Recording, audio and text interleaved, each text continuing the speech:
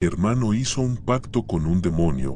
Cuando hablamos de pactos con demonios o entidades oscuras, muchos imaginan rituales complejos, brujos ocultos en la niebla o pentagramas dibujados con sangre. Pero no siempre es así. A veces, un pacto puede sellarse con algo mucho más simple, más cotidiano. Y eso es lo que lo vuelve aún más aterrador. Mantendré mi identidad en el anonimato. Porque, en gran parte, todo lo que ocurrió fue mi culpa. Mi hermano pagó el precio por un juego oscuro. Un juego con fuerzas demoníacas que nunca debimos tocar. Y ahora, cargaré con esa culpa el resto de mi vida. Todo comenzó una noche cualquiera. Entre tragos, risas vacías y el humo espeso de las drogas.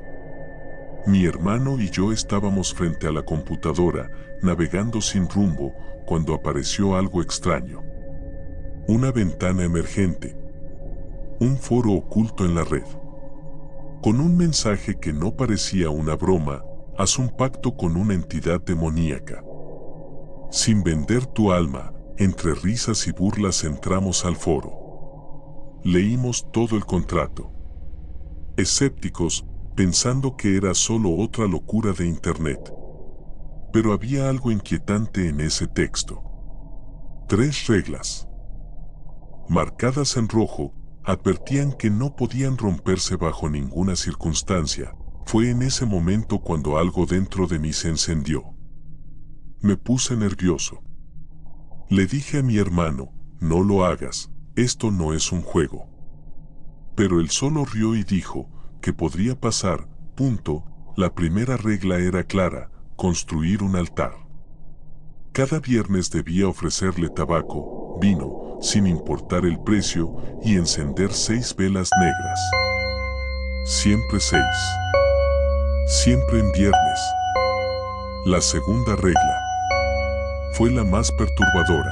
En cuanto la leí, sentí un miedo tan profundo que mi cuerpo simplemente se congeló. Como si algo invisible me sujetara con fuerza desde adentro. Textualmente: nunca, bajo ninguna circunstancia, le digas a nadie el nombre de la entidad. Si lo haces, ella irá por ti.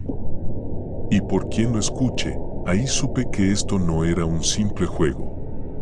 Pero ya era tarde. Porque mi hermano ya había comenzado el ritual, pero había una última regla, y esa fue la que selló todo. La más oscura. La más inhumana, decía así: cada noche de Halloween deberás ofrecerme un sacrificio humano.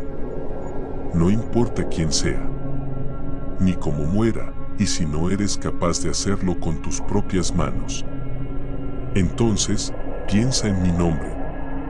Yo tomaré tu cuerpo y haré el sacrificio por ti.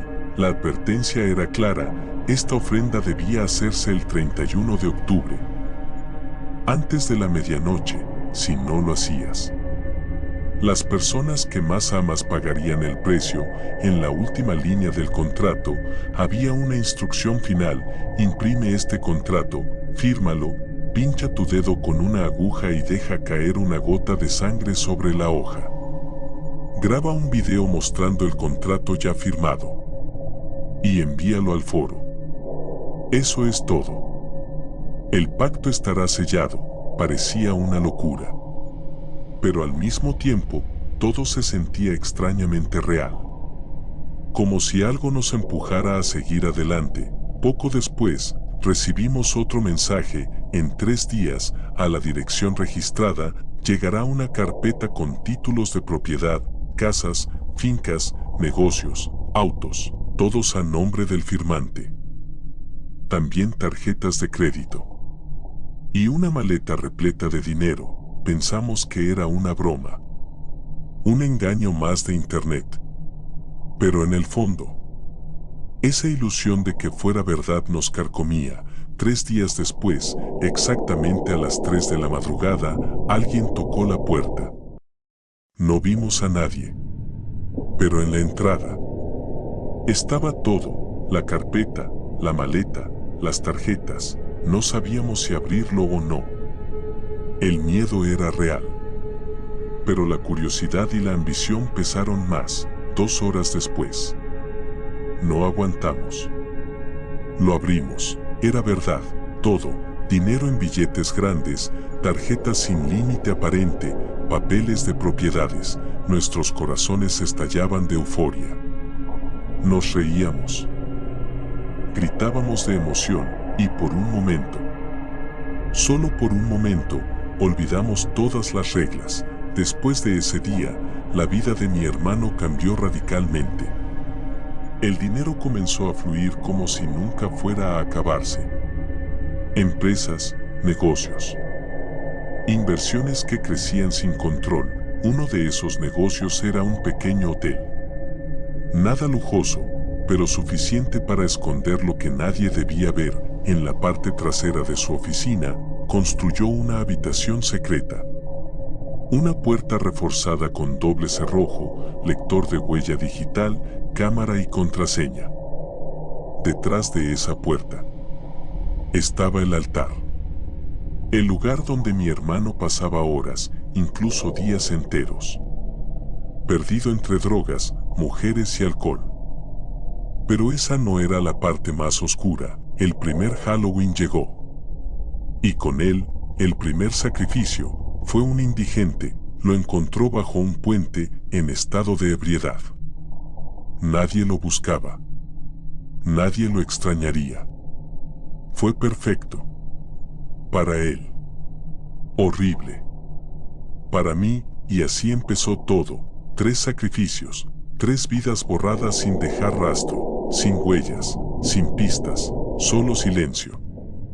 Y éxito, un éxito podrido, alimentado por la sangre de inocentes. Después de eso, mi hermano empezó a cambiar de forma alarmante. El dinero lo cambió, lo tenía todo.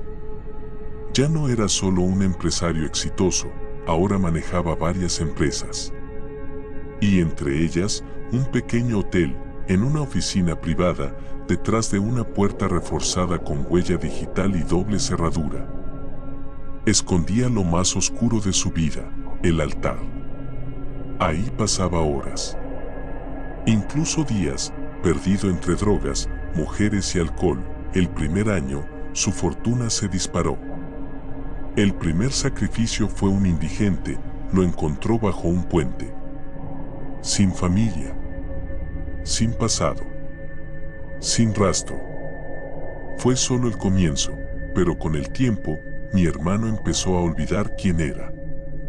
Empezó a olvidar que tenía 2 hijas y una esposa que lo amaban, y entonces rompió las reglas. Lo que más amaba en esta vida era su hija menor, de apenas 3 años. Era su mundo. Pero una noche, la pequeña cayó por las escaleras y murió al instante. Eso lo destruyó.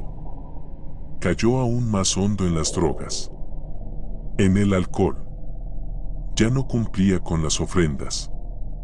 No encendía las velas. No rezaba los viernes, y la entidad no iba a perdonar. Pasaron días sin saber de él.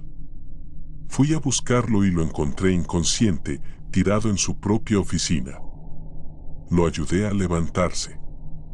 Entre lágrimas, me dijo que quería recuperarse, buscar a su familia. Parecía sincero.